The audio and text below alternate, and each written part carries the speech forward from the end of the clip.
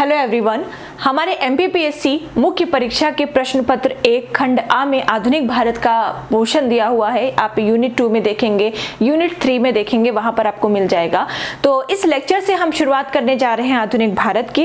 और प्राचीन भारत, मध्यकालीन भारत हमने कर लिया है, आधुनिक भारत की हम शुरुआत आज करेंगे। काफी इंटरेस्टिंग वीडियो होगा, काफी इंटरेस्टिंग लेक्चर होगा। तो चलिए स्टार्ट करते हैं। जनरली आधुनिक भारत जब भी हम पढ़ते हैं, किसी किताब में देखेंगे, कहीं पर भी देखेंगे, तो हम शुरुआत करते हैं भारत में यूरोपियों के आगमन से, और डायरेक्ट हम वहां पर पुर्तगालों का आगमन पढ़ने लग जाते हैं, डचों का आगमन पढ़ने लग जाते हैं, अंग्रेजों का आगमन पढ़ने लग जाते हैं। लेकिन आगमन से भी पहले आखिर उनका आगमन क्यों हुआ, किस कारण से हुआ? व्यापार करने के लिए हुआ, बिल्कुल सत्य बात है। लेकिन आखिर क्यों खोज की गई? 1498 में वास्को डी गामा के द्वारा भारत की खोज क्यों की गई, कैसे की गई, इन सारी चीजों को जान लेना भी यहाँ पर जरूरी है। तो पहले एक इंटरेस्ट लाने के लिए, अपना इंटरेस्ट जगाने के लिए ये सारी चीजें हम पढ़ते हैं। देन हम आगे के जो भी टॉपिक है, कॉमन टॉपिक है, उनको तो हम पढ़ेंगे ही। चलिए शुरुआत करते हैं हम आधुनिक भारत की। तो अभी हम जनरल सा एक जानकारी के तौर पर बता रहे हैं, ठीक है। इसे हम लिखेंगे नहीं, आगे जहां से भी लिखना होगा मैं आपको बता दूंगी। हमें ये पता है, ठीक है, ये वर्ल्ड मैप है ना। मैप के द्वारा मैं आपको समझाने की कोशिश करूंगी। मैप को देख के आपको इतना तो पता चल गया होगा कि यह है हमारा भारत देश, ये है हमारा भारत देश। वर्तमान में इसका जो भी नक्शा है, मैप है, वो ये है। अगर पहले प्राचीन समय की बात की जाए तो ये पाकिस्तान, ये पूरा इलाका जो है ये भी भारत में ही था, ठीक है। ये मैं अभी वर्तमान के नक्शे के आधार पर आपको यहाँ पर बता रही हूँ। तो भारत का व्यापार, आपने प्राचीन भारत पढ़ा होगा, सिंधु घाटी सभ्यता से ही भारत का व्यापार अन्य देशों के साथ, विश्व के अन्य देशों के साथ चलता आ रहा है। चाहे फिर वो पूर्वी भारत के पूर्वी देशों की बात हो, चाहे फिर वो मध्य एशिया की बात हो, चाहे फिर वो यूरोप की बात हो। और स्पेशली पहले यहाँ पर आप कॉन्टिनेंट जान लीजिए, ठीक है। यहाँ पर आप महाद्वीपों को जान लीजिए। तो ये जो आपको रशिया दिख रहा है, ये आपको जो रूस दिख रहा है, रूस काफी बड़ा देश है। हमें पता है कि क्षेत्रफल की दृष्टि से विश्व का सबसे बड़ा देश कौन सा है? रूस है। रूस जो है आपका, ये रूस का कुछ भाग जो है वो एशिया महाद्वीप में आता है और कुछ भाग इसका यूरोप महाद्वीप में आता है, राइट। अब ये जो दिख रहा है पूरा सऊदी अरब, ये ओमान, ये सब, ये पूरा जो भाग है आपका, ये एशिया है ना। विश्व का सबसे बड़ा महाद्वीप एशिया महाद्वीप है। तो ये आपका पूरा एशिया है, ये आपका पूरा जो है ये एशिया महाद्वीप है, ठीक है। यहाँ पर कुछ पर्वत है जो कि एशिया को यूरोप से अलग करते हैं। ये जो आपको पूरा दिख रहा है, ये महाद्वीप जो दिख रहा है, ये है यूरोप महाद्वीप। काफी छोटा महाद्वीप है ये, है ना। ये है यूरोप महाद्वीप। और ये जो आपको दिख रहा है महाद्वीप, ये है अफ्रीका महाद्वीप। टोटल 7 महाद्वीप है। वर्ल्ड ज्योग्राफी में इसकी चर्चा जरूर करेंगे। टोटल 7 महाद्वीप है। तो ये हो गया आपका एशिया महाद्वीप, ये हो गया आपका अफ्रीका महाद्वीप, और ये हो गया आपका यूरोप महाद्वीप। और ये आपका यूरोप और अफ्रीका के मध्य में ये जो आपको सागर दिख रहा है ब्लू कलर से, जहां पर भी आपको कुछ दिखे समझ जाइए वहां पर जल को दर्शाया गया है। तो ये जो आपको सागर दिख रहा है, इस सागर को कहा जाता है भूमध्य सागर। क्या कहा जाता है? भूमध्य सागर। एक्चुअली कोई अलग सागर नहीं है, अटलांटिक महासागर, ये पूरा जो महासागर है इसे कहा जाता है अटलांटिक महासागर। अटलांटिक महासागर का ही जल यहाँ पर क्या हो गया है? भर गया है, और इसे ही कहा जाता है, छोटा मोटा सागर नहीं है, काफी विशाल है, तो इसे कहा जाता है भूमध्य सागर। आपके ये जो यूरोप है, यूरोप महाद्वीप में आप देखेंगे इटली, है ना। एक बार एटलस भी खोल लेंगे, अगर एटलस होगा आपके पास तो आप इटली को देखेंगे तो आप पाएंगे कि इटली का अधिकांश भाग भूमध्य सागर में है। साथ में आप जब ये एशिया के एक देश तुर्की को देखेंगे तो आप पाएंगे कि इसका भी काफी सारा भाग जो है वो भूमध्य सागर में है। चलिए वो तो बात की बात है, अभी जो काम की बात है, आधुनिक भारत के इतिहास के लिए जो जरूरी बात है हम वो करते हैं। तो भारत का प्राचीन काल से ही अन्य देशों के साथ व्यापारिक संबंध था। स्पेशली आपका ये जो यूरोप महाद्वीप है, यूरोप महाद्वीप काफी ठंडा महाद्वीप है, और ठंडा होने के कारण वहां पर चूंकि यहाँ पर लोग जो है भोजन को काफी दिनों तक सुरक्षित रखते थे, ठीक है, मांस को काफी दिनों तक सुरक्षित रखना चाहते थे। और सुरक्षित रखने के लिए क्या आवश्यक था? मसाला, जो कि यूरोप में पैदा नहीं होता था, स्पेशली काली मिर्च नहीं पैदा होती थी, इसकी पैदावार नहीं थी। ठीक है, इसकी पैदावार सबसे ज्यादा कहाँ थी? इंडिया में थी, भारत में थी। भारत का जो केरल है वो मसालों का राज्य कहा जाता है। केरल में काफी ज्यादा मसालों की पैदावार होती है, स्पेशली आपके काली मिर्च की। ठीक है, तो यूरोप में प्रमुख रूप से यूरोप भारत से जिन चीजों का आयात करता था, ठीक है, भारत से जिन चीजों का व्यापार करता था वो था मसाले। साथ में बहुत सारी ऐसी चीजों का व्यापार होता था, जैसे मध्य एशिया में जो घोड़े हैं, घोड़ों की बहुत उत्तम किस्म पाई जाती थी, तो भारत मध्य एशिया से घोड़ों का आयात करता था। मतलब कुल मिलाकर वस्तुओं का वहां पर कुछ मंगाता था, कुछ आयात करता था, तो कुछ चीजों को निर्यात भी किया करता था। अब यहां पर ये जो मध्य एशिया में आपको बता रही हूं, यहां पर स्पेशली किसका साम्राज्य था? अरबों का। मध्य एशिया किसका था? ये स्पेशली किसका था? अरबों का था। अरबों या तुर्की भी कह सकते हैं, तुर्कों का था। ठीक है, अब होता क्या है, 1453 की बात है। 1453 में, हाँ देखिए, ये आपको तब समझ में आएगा सारा डिटेल। आप YouTube चैनल के प्लेलिस्ट में जाइएगा, वहां पर आपको पुनर्जागरण का टॉपिक मिलेगा, विश्व इतिहास का। पुनर्जागरण में आप देख लीजिएगा, वहां पर सारी जानकारी दे दी जाएगी। ठीक है, दे दी गई है ऑलरेडी। मतलब विश्व में एक समय ऐसा आता है, स्पेशली यूरोप में एक समय ऐसा आता है, इटली में एक समय ऐसा आता है जब पुनर्जागरण होता है। तो पुनर्जागरण के आखिर क्या क्या कारण थे, तो वो सारी चीजें वहां पर आपको मिल जाएंगी, तो ये भी आसानी से समझ में आ जाएगा। धर्म युद्ध होता है, और प्रमुख रूप से होता क्या है, देखिए ये जो आपको एशिया का एक देश दिख रहा है जिसका नाम है तुर्की, है ना। तुर्की को पहले तुर्की नहीं कहा जाता था, तुर्की को तुर्की कहा गया है इस कारण से क्योंकि वहां पर तुर्कों का अधिकार हो गया है ना। तुर्कों ने वहां पर आधिपत्य कायम कर लिया है। तुर्की को पहले कहा जाता था कुस्तुनतुनिया, कुस्तुनतुनिया। तो क्या कहा जाता था? कुस्तुनतुनिया कहा जाता था।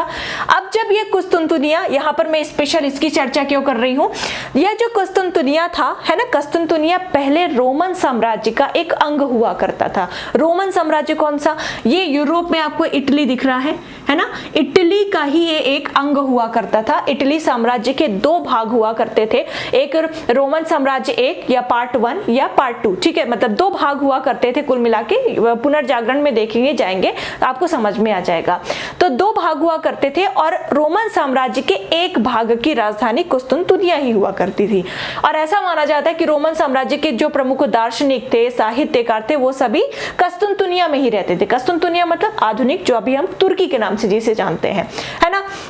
यहाँ पर क्या होता है, धर्म युद्ध छिड़ जाता है। स्पेशल इसका जो प्रमुख कारण था वो यरूशलेम था। ईसाइयों का एक प्रमुख जगह थी जिसका नाम था यरूशलेम, जिस पर यूरोपवासी भी अपना आधिपत्य कायम करना चाहते थे और जो ये तुर्की थे ये भी अपना आधिपत्य कायम करना चाहते थे। आगे चल के 1453 में क्या होता है कि यहाँ पर जहाँ पर ये जो कुस्तुनतुनिया वाला क्षेत्र है, जो भाग है, यहाँ पर जहाँ पर पहले कौन रहता था? रोमन साम्राज्य के ही लोग रहते थे। लेकिन 1453 में इस कुस्तुनतुनिया में किसका अधिकार हो जाता है? तुर्कों का अधिकार हो जाता है। 1453 में कुस्तुनतुनिया में किसका अधिकार हो जाता है? तुर्कों का अधिकार हो जाता है। और पहले क्या होता था, है ना, 1453 से पहले भारत या स्पेशली यूरोप पूर्वी देशों के साथ जितना व्यापार करता था सब स्थल मार्ग से थोड़ा सा सुविधाएं ज्यादा मिल जाती हैं, है ना। तो यूरोप जो महाद्वीप है वो प्रमुख रूप से स्थल मार्ग से पूर्वी देशों के साथ व्यापार करता था। पूर्वी देशों में भारत भी आता है। अब स्थल मार्ग से व्यापार करता था। अब होता क्या है, 1453 में यह कुस्तुनतुनिया, हाँ अभी भी व्यापार होता था, अरबों के अंडर में होता था, परंतु वो जो अरबी थे या तुर्की थे वो आवाजाही का वहां पर वो परमिशन दे देते थे। अब ये जो तुर्की है, यहाँ पर 1453 में तुर्की क्या, कुस्तुनतुनिया में 1453 में किसका अधिकार हो जाता है? तुर्कों का अधिकार हो जाता है ना। अब ये जो तुर्की थे यूरोप या रोमन वासियों के एकदम मतलब कट्टर दुश्मन थे, जानी दुश्मन थे। आप ये पुनर्जागरण पढ़ेंगे तो आपको समझ में आ जाएगा। तो जब स्थल मार्ग से व्यापार होता था और ये जो तुर्की भूमध्य सागर का एक प्रवेश द्वार जैसा ही है, तो अब व्यापार किस प्रकार से किया जाए? अब तो स्थल मार्ग बंद हो चुका है, अब व्यापार किस प्रकार से किया जाए? क्योंकि जो वस्तुओं की जरूरत है, जरूरतें तो कम होंगी नहीं, मसालों की जरूरतें हैं, मसाले तो भारत से लाने ही लाने पड़ेंगे। तो अब क्या किया जाए? तो क्या होता है देखिए, अब इसी क्रम में अब चूंकि यहाँ पर कोई चारा नहीं बचा, अब स्थल मार्ग से व्यापार नहीं हो सकता था, किसी भी हालत में नहीं हो सकता था, क्योंकि यहाँ पर तुर्कों का आधिपत्य हो गया। किसी भी हालत में वो व्यापार अब नहीं करना देना चाहते थे। और साथ में जो पूर्वी देश थे, पूर्वी देश पर अरबी अपना पूरा आधिपत्य, व्यापार में अपना पूरा आधिपत्य स्थापित करना चाहते थे। अब इसी क्रम में क्या होता है कि अब ये जो यूरोपवासी पहले से थोड़ा सा टैलेंटेड तो थे ही। अब ये यूरोपवासी इन्होंने सोचा कि अब जब स्थल मार्ग से व्यापार नहीं होने दिया जा रहा है तो क्यों ना हम नए नए मार्गों की खोज करें। और उन्हीं नए मार्गों की खोज में जब व्यापार के लिए नए मार्गों की खोज की गई तो उसी के क्रम में भारत की खोज हुई। तो कभी कभी हम हमेशा पढ़ते आए हैं कि भारत की खोज वास्को डी गामा ने 1498 में की। तो ऐसा नहीं है कि भारत को पहली बार वास्को डी गामा ने खोजा कि भारत जैसा भी कोई देश है, ऐसा कुछ भी नहीं है। भारत पहले से ही बहुत ज्यादा प्रसिद्ध था, सोने की चिड़िया कहा जाता था भारत को, है ना। तो ऐसा नहीं है कि वास्को डी गामा ने सबसे पहले भारत को मतलब प्रकाश मिलाया कि भारत जैसा कोई देश है, ऐसा नहीं है, बल्कि भारत के लिए समुद्री मार्ग की, जल मार्ग की खोज की गई। इस कारण से कह दिया जाता है कि भारत की खोज की। चलिए वो तो बाद में पढ़ेंगे, पहले इधर आते हैं। तो समझ आ गया आपको कि किस लिए यहाँ पर आखिर किस कारण से आखिर जल मार्गों की खोज की गई। यही कारण था क्योंकि कस्तंतुनिया पर तुर्कों का आक्रमण हो गया था, अब वो व्यापार करने नहीं देंगे। इस कारण से अलग अलग यूरोप के देशों ने अलग अलग देशों की खोज की, अलग अलग जल मार्गों की खोज की। तो देखिए ये तो रही 1453 की बात जब तुर्कों ने अधिकार किया था, लेकिन उसके भी पहले कब, लगभग 1271 की बात है, 1271 की बात है। इटली में एक नगर है, एक शहर है, काफी विशाल शहर है जिसका नाम है वेनिस। वेनिस का एक यात्री था जिसका नाम था मार्को पोलो। क्या नाम था? मार्को पोलो नाम था। वेनिस के इस यात्री मार्को पोलो ने 1271 में ही मार्गों की खोज करना प्रारंभ कर दिया था, है ना। मार्को पोलो ने, ये जो इटली है ना, यहाँ पर वेनिस है, यहाँ पर जो है यहाँ का निवासी था कुल मिला के मार्को पोलो, ठीक है। इसने भारत की या पूर्वी देशों के मार्ग की खोज के क्रम में यह पहुंचा मंगोलिया और चाइना में है आपका गोबी रेगिस्तान से होता हुआ ये चाइना पहुंचा। भारत की भी यात्रा की, प्राचीन भारतीय इतिहास में पढ़ने को मिला होगा, है ना। भारत की यात्रा की, पूर्वी देशों की यात्रा की और फिर यात्रा करके वापस अपने देश वेनिस लौट गया। जब ये मार्को पोलो अपने देश लौट गया तो लौट करके इसने अपना एक यात्रा वृत्तांत लिखा। क्या लिखा? यात्रा वृत्तांत लिखा। और यात्रा वृत्तांत को पढ़ करके यूरोप के अन्य जो राजा थे, शासक थे या राजकुमार थे या जो अन्य नाविक थे, ये काफी ज्यादा प्रभावित हुए इसके यात्रा वृत्तांत को पढ़ करके और स्वयं जिज्ञासु हो गए कि आखिर किस प्रकार से हम जल मार्गों की खोज कर सकते हैं या किस प्रकार से हम दूसरे देशों की खोज कर सकते हैं। और इसी जिज्ञासा के कारण उन्होंने खोज भी कर डाली। चलिए, तो ये तो मार्को पोलो की बात हो गई।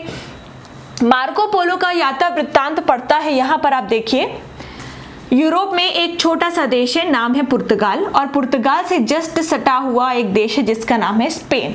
ये है पुर्तगाल और ये है स्पेन, अगर आपको क्लियर दिख रहा हो तो। पुर्तगाल का एक राजकुमार था जिसका नाम था हेनरी। क्या नाम था? नाम था इसका हेनरी, ठीक है। हेनरी ने मार्को पोलो के यात्रा वृत्तांत को पढ़ा और इसने भी देशों की खोज या जलमार्गों की खोज का प्लान किया, निश्चय किया और ये निकल पड़ा अपने जहाजी बेड़े के साथ।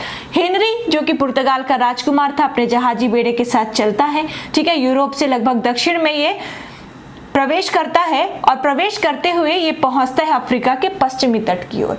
तो पूछा जाए अगर कि अफ्रीका के पश्चिमी तट की खोज किसने की थी, तो पुर्तगाल के राजकुमार हेनरी ने की थी। अफ्रीका के पश्चिमी तट पे 2 टापू हुआ करते थे, उन टापुओं पर हेनरी ने अपना अधिकार जमाया, ठीक है, इस पर आधिपत्य कायम किया। साथ में पश्चिमी अफ्रीका के जो देश थे उनके साथ व्यापारिक संबंध स्थापित किए। बहाना व्यापार था। अंग्रेज क्यों आए? अंग्रेजों ने 200 वर्षों, लगभग 200 वर्षों तक भारत को क्यों गुलामी में रखा? क्यों आए? किस लिए थे? व्यापार करने आए थे और व्यापार करते करते धीरे धीरे ये अपने भारत को ही कब्जे में करने लगे थे। तो कुछ इसी प्रकार से हेनरी ने पश्चिमी अफ्रीका के बहुत सारे देशों के साथ व्यापारिक संबंध स्थापित किया और साथ में इन 2 टापुओं पर अधिकार करके उन्हें अपना उपनिवेश बना लिया। तो कहा जाता है कि विश्व में सबसे पहले ये उपनिवेश बनाने की परंपरा की शुरुआत यूरोप वासियों ने नहीं की थी। और यूरोप वासियों में भी किसने की थी सबसे पहले? तो वो की थी पुर्तगाली राजकुमार हेनरी ने। ठीक है, जैसे अंग्रेजों ने भारत को उपनिवेश अपना बनाया था, उसी प्रकार से सबसे पहले उपनिवेश बनाया था पुर्तगाली राजकुमार हेनरी ने अफ्रीका के पश्चिमी टापुओं पर। ठीक है, तो अब ये इसने उपनिवेश बना लिया। ठीक है, यहाँ पर कुछ दिनों तक रहा और फिर ये वापस अपने देश को चला गया। जब वापस अपने देश को चला गया तो हेनरी ने भी अपना एक यात्रा वृत्तांत लिखा, यात्रा वृत्तांत लिखा। ठीक है, यात्रा वृत्तांत लिखने के पश्चात पुर्तगाल का ही एक नाविक था, पुर्तगाल का ही एक नाविक था जिसका नाम था बर्थोलोम्यू डियाज। क्या नाम था? Bartholomew Diaz. बर्थोलोम्यू डियाज राजकुमार हेनरी का यात्रा वृत्तांत पढ़ता है ना, और यह भी आतुर होता है कि क्यों ना मैं भी किसी न किसी मार्ग जल मार्ग की खोज करूं। और यात्रा वृत्तांत पढ़ करके है ना पुर्तगाल से यह भी निकल पड़ता है, और यह बात है लगभग 1486 ईस्वी की। 1486 ईस्वी में यह भी अपने जहाजी बेड़े के साथ पुर्तगाल के जो भी शासक थे उन्होंने इसको सहायता प्रदान की, राजनीतिक सहायता, आर्थिक सहायता प्रदान की, और यह भी अपने जहाजी बेड़े के साथ निकलता है। और उसी मार्ग से होते हुए, जिस मार्ग से हेनरी गया था उस मार्ग से होते हुए अभी हेनरी केवल अफ्रीका के पश्चिमी तट पर पहुंच पाया था, वहीं पर बर्थोलोम्यू डियाज चलते चलते अफ्रीका के दक्षिणी तट पर पहुंचा, जो कि महासागरीय इलाका है, काफी तूफानों से भरा इलाका है। तो माना जाता है कि बहुत कठिनाइयों के बाद बर्थोलोम्यू डियाज जो है वो अफ्रीका के दक्षिणी महाद्वीप में पहुंच पाया था। ठीक है, जब ये दक्षिणी महाद्वीप में पहुंचता है, दक्षिणी हिस्से में पहुंचता है अफ्रीका महाद्वीप के, चूंकि तूफानों का सामना करके ये पहुंचता है, तो इस जगह का नाम रख देता है तूफानों का अंतरीप।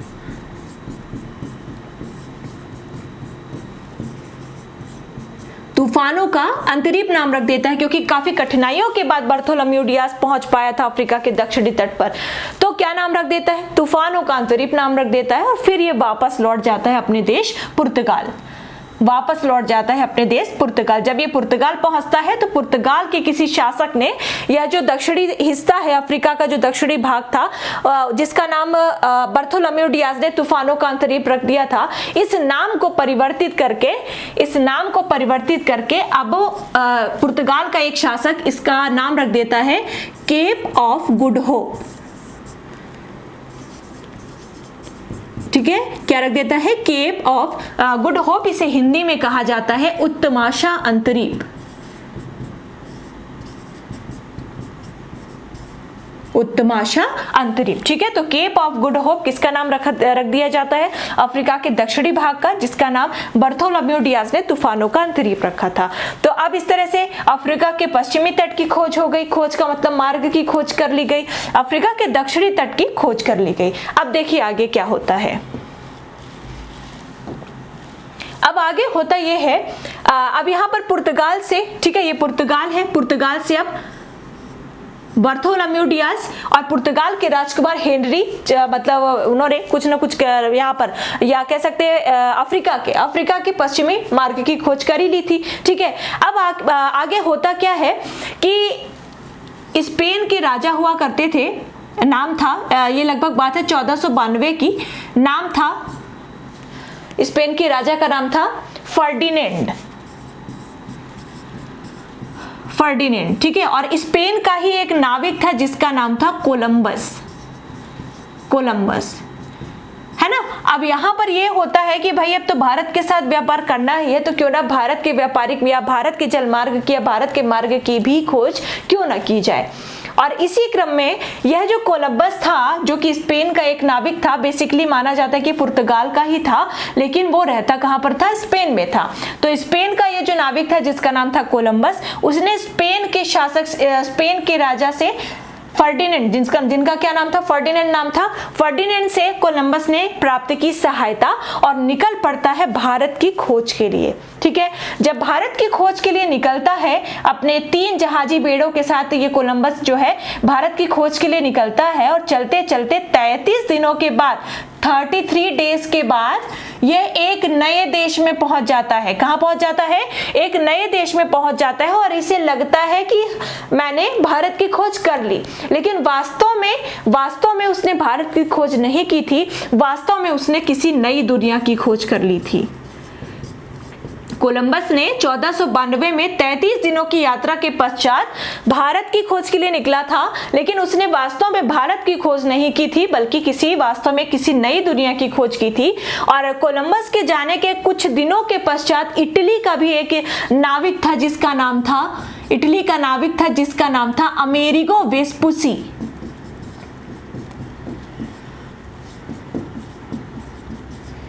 अमेरिगो वेस्पुसी, इटली का जो नाविक था वो भी पहुंच जाता है इस नई दुनिया में, और उसी अमेरिगो वेस्पुसी के नाम पर इस नई दुनिया का नाम रख दिया जाता है अमेरिका। इस तरह से 1492 में अमेरिका की खोज हुई। ठीक है, अभी भी आप देखोगे कहीं कहीं पर आपको नई दुनिया नाम लिखा हुआ मिलेगा। नई दुनिया का मतलब है अमेरिका। आखिर नई दुनिया क्यों कहा जाता है? वो इसीलिए कहा जाता है कि जब कोलंबस खोजने गया था भारत, लेकिन वो किसी नई दुनिया में पहुंच गया था और उसे लगा नहीं भारत की खोज हो गई, फिर बाद में पता चला कि ये भारत नहीं, ये तो वास्तव में नई दुनिया है। और फिर इटली के एक नाविक, इटली के एक यात्री जिसका नाम था अमेरिगो वेस्पुसी, वो भी इस नई दुनिया में पहुंचता है और इस नई दुनिया का नाम इसी अमेरिगो वेस्पुसी के नाम पर क्या रख दिया जाता है? अमेरिका रख दिया जाता है। तो 1492 में अब किसकी भी खोज हो गई? अमेरिका की भी खोज हो गई। ठीक है, 1492 के बाद लगभग 1497 में एक इंग्लैंड का यात्री था। इंग्लैंड के यात्री ना यहाँ पर बहुत डिटेल हो जाएगा, है ना, नाम अब नहीं लूंगी मैं, जो इंपॉर्टेंट है केवल उनका ही नाम लूंगी यहाँ पर। तो इंग्लैंड का एक यात्री था, यह भी चलता है और चलते चलते ये कहाँ पर पहुंच जाता है? ये पहुंच जाता है कनाडा में। और इस तरह से इंग्लैंड के इस नाविक ने कनाडा की खोज कर ली। समय क्या था? 1497। तो 1492 में पहली बार भारत की खोज के लिए कौन निकला था? कोलंबस निकला था। अब आगे देखिए क्या होता है। ठीक है, तो अब स्पेन के एक नाविक ने किसकी खोज कर ली? अमेरिका की खोज कर ली। अब फिर से पुर्तगाल का एक नाविक था जिसका नाम था वास्को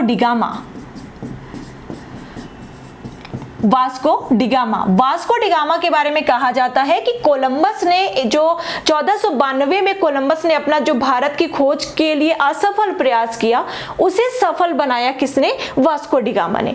1498 में वास्को डिगामा पुर्तगाल से चलता है, पुर्तगाल का ही नाविक था। ठीक है, ये जरूर याद रखिएगा, है ना। ये पुर्तगाल से चलता है और चलते हुए ये अफ्रीका के पश्चिमी तट से होते हुए कहां पर पहुंचता है? ये पहुंचता है केप ऑफ गुड होप, है ना, केप ऑफ गुड होप पहुंचता है। केप ऑफ गुड होप तमाशा अंतरिक्ष की खोज किसने की थी? बार्थोलोम्यू डियाज ने की थी। वो भी कहाँ का था? पुर्तगाल का ही था।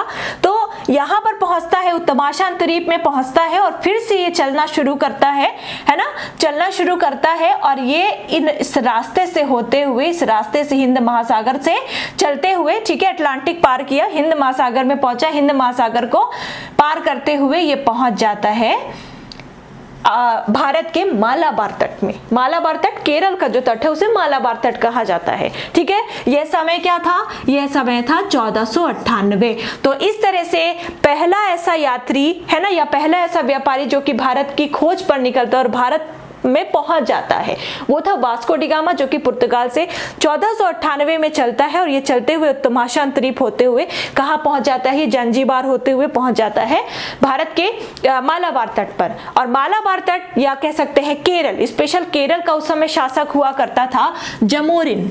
जमोरिन उस शासक का नाम नहीं था। जमोरिन शासकों की, केरल के शासकों की उस समय एक उपाधि हुआ करती थी, है ना। तो ऐसा कहा जाता है कि वास्को डिगामा जब केरल पहुंचता है, यहाँ पर पहुंचता है मालाबार तट में, तो यहाँ पर जमोरिन नामक शासक उसका, वास्को डिगामा का स्वागत करता है और प्लस केरल या अपने अधिकार क्षेत्र में व्यापार करने की अनुमति दे देता है। ठीक है, तो इसलिए हाँ, तो अब मान लीजिए पूछा जाए कि सबसे पहले यूरोपीय, ऐसे मतलब या कौन सी यूरोपीय कंपनी भारत में सबसे पहले आई है, किसने प्रवेश किया? तो आपका आंसर हो जाएगा कौन सी? पुर्तगाली। ठीक है, पुर्तगालियों ने भारत में सबसे पहले प्रवेश किया।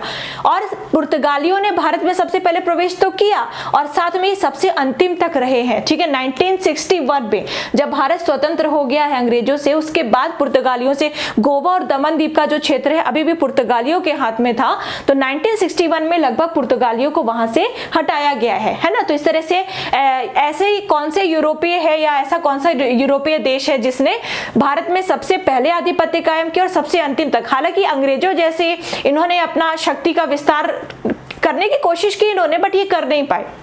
है ना। तो सबसे पहले आए और सबसे अंतिम में कौन गए, यही गए, पुर्तगाली ही गए। तो इस तरह से जमोरी ने स्वागत किया, व्यापार की अनुमति भी मिल गई। व्यापार की अनुमति मिल जाने के बाद अब वो बढ़िया भरपूर तरीके से वहां पर क्या करने लगे, व्यापार भी करने लगे। और व्यापार करने के पश्चात उन्होंने अपनी कोठियां बनानी शुरू कर दी। कोठियां मतलब एक तरह से कारखाने बनाने शुरू कर दिए,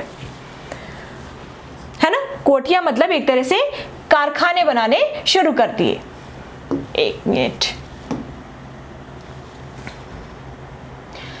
कारखाने बनाने शुरू कर दिए। और ऐसा माना जाता है कि इन पुर्तगालियों ने अपनी पहली कोठी जहां पर स्थापित की थी वो स्थान है कोचीन। ये क्वेश्चन हमेशा पूछा जाता है। तो पुर्तगालियों ने अपनी पहली कोठी जहां पर स्थापित की थी वो था केरल का कोचीन, और दूसरी कोठी जहां पर स्थापित की थी वह स्थल था कन्नूर, वह स्थल था कन्नूर। ठीक है, तो इस तरह से पुर्तगालियों का भारत में प्रवेश होता है। फिर सबसे पहले पुर्तगाली आते हैं, पुर्तगालियों के बाद भारत में प्रवेश करते हैं डच, डचों के बाद भारत में प्रवेश करते हैं अंग्रेज, अंग्रेज के बाद भारत में प्रवेश करते हैं डेनिश, और डेनिश के बाद भारत में प्रवेश करते हैं फ्रांसीसी। एक एक करके हम सभी की चर्चा करेंगे। तो बस इस लेक्चर में इतना काफी था।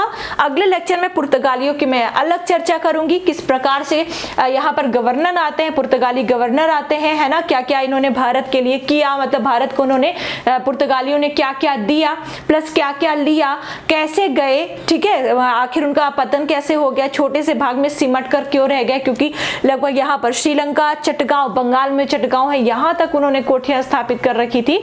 तो अगले लेक्चर में पुर्तगालियों की सारी हम करेंगे चर्चाएं, और प्लस हम वहां पर लिख भी लेंगे। मिलते हैं अगले लेक्चर में। Thank you so much.